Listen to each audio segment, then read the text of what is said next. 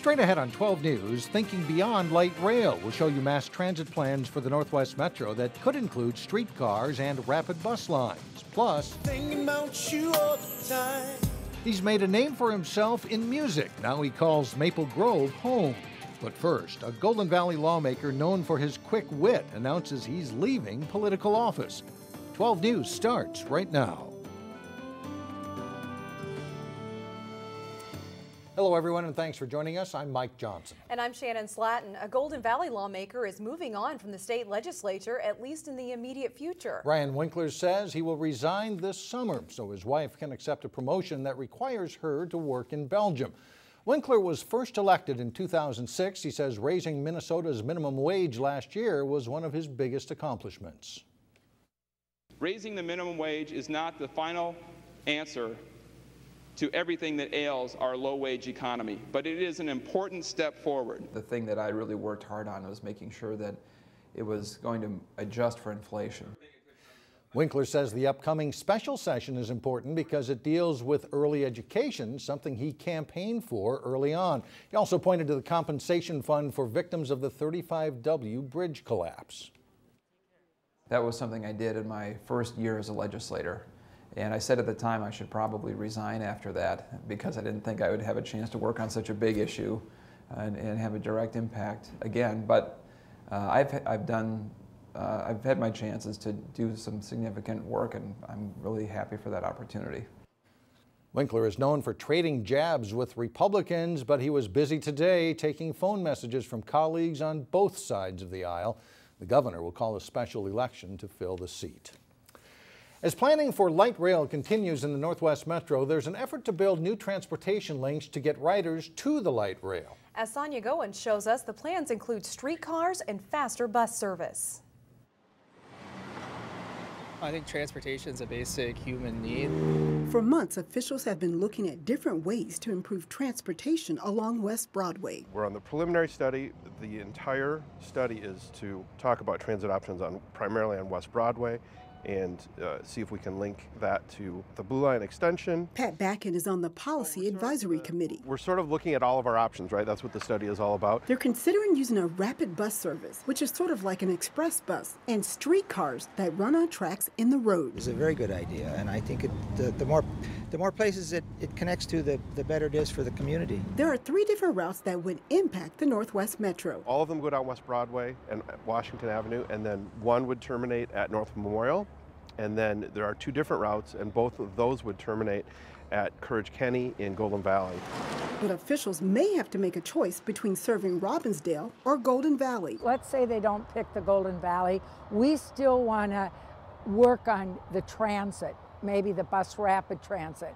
We don't want to be left out of the loop. And Robbinsdale officials are flashing red lights when it comes to allowing streetcars in certain areas. We don't want to be perfectly honest, we don't want streetcars to go down Oakdale and down West Broadway. We just don't think that there's enough room. Streetcar service would end right here at Abbott Avenue, but bus rapid transit would pick up and head to the Robbinsdale Transit Center.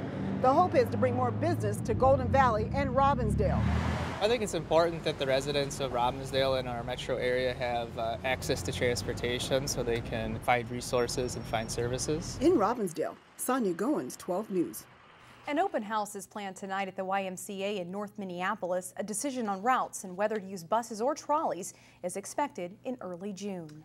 City of Plymouth hopes a special legislative session will lead to a bridge fix. The city has been hoping a new bonding bill would include money to put toward a bridge built over the railroad tracks on Vicksburg Lane. While it did make it through the Senate, the House never took it up. City officials say a bridge would not only eliminate the big bump drivers face crossing the tracks, but city officials say it would also improve public safety since emergency vehicles would no longer run the risk of getting delayed by trains. New construction jobs help pave the way for employment gains. A new state report shows the state gained 7,400 jobs in April. The construction sector was a big chunk of that, adding 6,600 jobs last month. The state's unemployment now stands at 3.7%, well below the national average. After the dust settled at the state capitol, 2-year college students had reason to celebrate. While students at the U of M and 4-year state universities could see tuition increases, it's a different story for local community and technical colleges. Students at North Hennepin, Hennepin Tech, and other two-year schools will pay less in tuition. Tuition will be frozen in 2016 and then cut 1% the following year.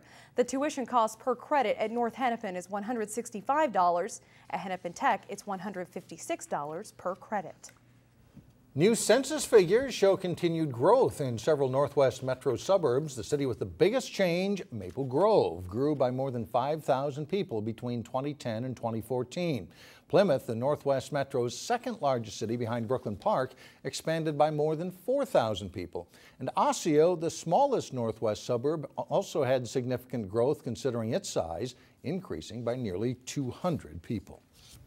Well, you see this year's standout student in a few weeks speaking at graduation to the senior class at Cooper High School. But today we got to speak with senior Aleesa Kuznetsov, who is this week's standout student. We're handing out yearbooks today, which is super exciting. It's one of the best yearbooks we've ever had. Aleesa Kuznetsov will no doubt treasure her senior yearbook with the theme bold, partially because she worked on it, but maybe because it chronicles her busy life at Cooper High School. What's special and unique about Aleesa is that she throws herself in 100% to anything that she does. You know, she holds leadership positions in choir, but not just one, 3.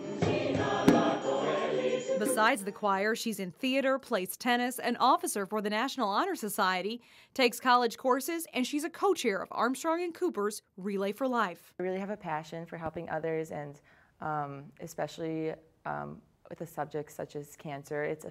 Everyone is affected by cancer. Aleesa organized this past weekend's relay and created backup plans for bad weather. Attendance was up this year by 200 people. We raised $57,000, which is about $9,000 more than last year. She can get things done and command things to get done in a way that gets things done with everyone working together as a team. Aleesa has ambitious plans to be just as involved in life at her college campus next year, and her teachers have no doubt she will be. She doesn't just participate, she leads. She's a great leader, and she leads with confidence and grace and a positive spirit, and we're really going to miss her next year. Aleesa plans to attend the University of Wisconsin in Madison and perhaps go into the communication field. And to cap off our year of standout students, watch this weekend for a special called Making the Grade. We'll show off more of the spectacular standout students we've had during the year. The show begins Saturday at 4 p.m. Coming up, a singer-songwriter who's crafted some pretty big hits, but he now calls Maple Grove home. Meet the man known as SisQo. Up next. Then later in sports, Wayzata and Armstrong trade shots in a section boys tennis match. But first, leave work early if you can. Blue sky and pretty much perfect on Friday.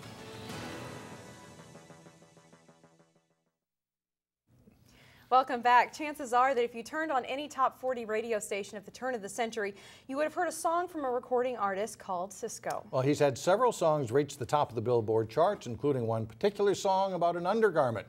But as Delane Cleveland reports, he's now made a home for himself in the Northwest Metro.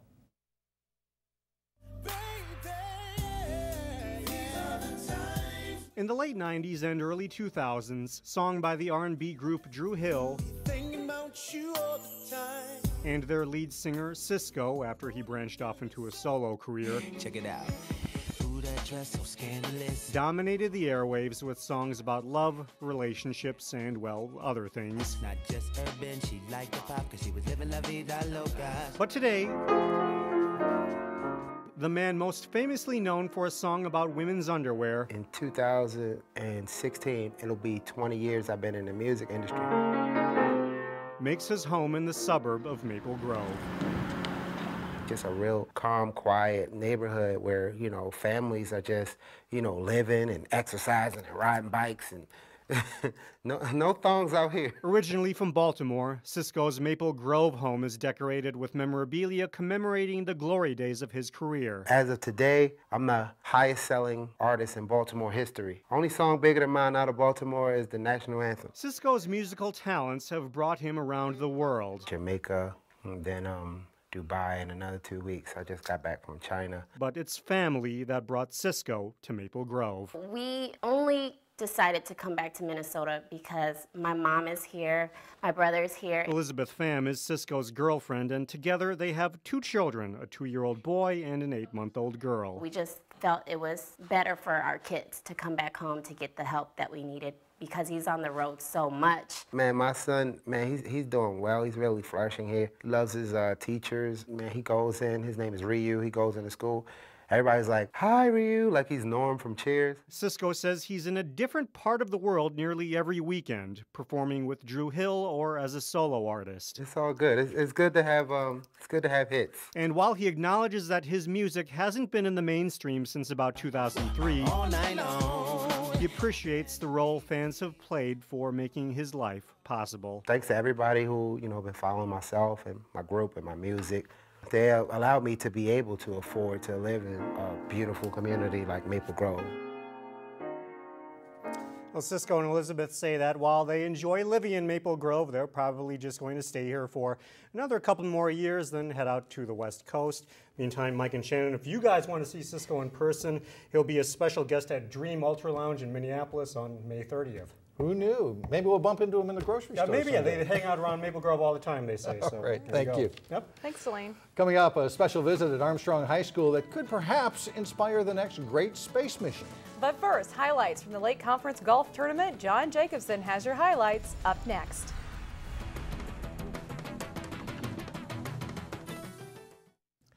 I'm John Jacobson with sports. There are just 5 teams in the Lake Conference, but the competition is tough for golfers.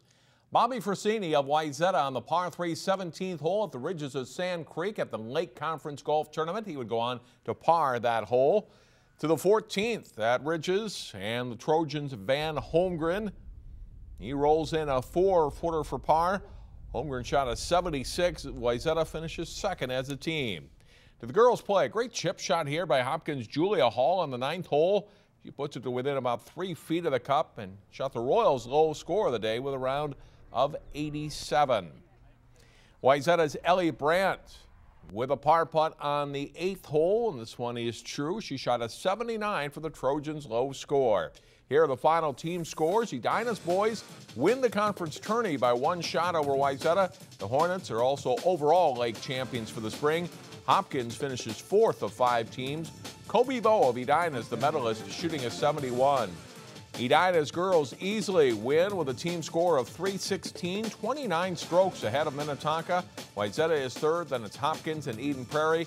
Katie McMillan of Minnetonka shot the low round score with a 74.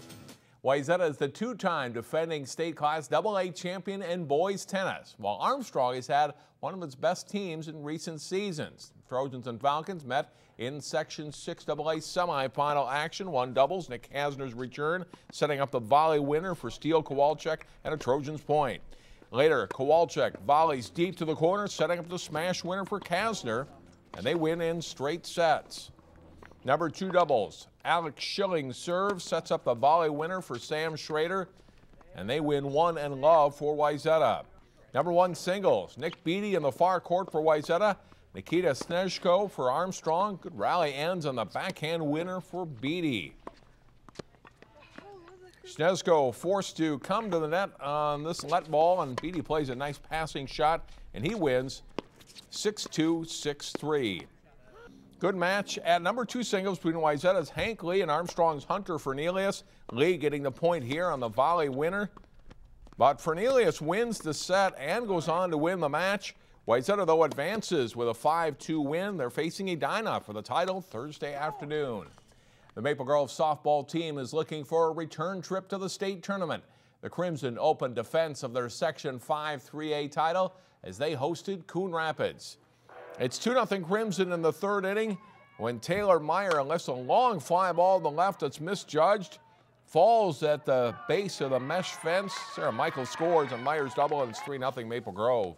In the 4th, Sammy Sadler slashes a single to left to score Eleanor Schutte from 3rd, and the Crimson lead at 4-0. Cardinals pitcher Sam Anderson isn't out of trouble. Sidney Smith drives a long shot over the fence in right center. It's a 2-run shot for Smith, and Maple Grove's in command at 6-0. They add an insurance run in the 5th inning.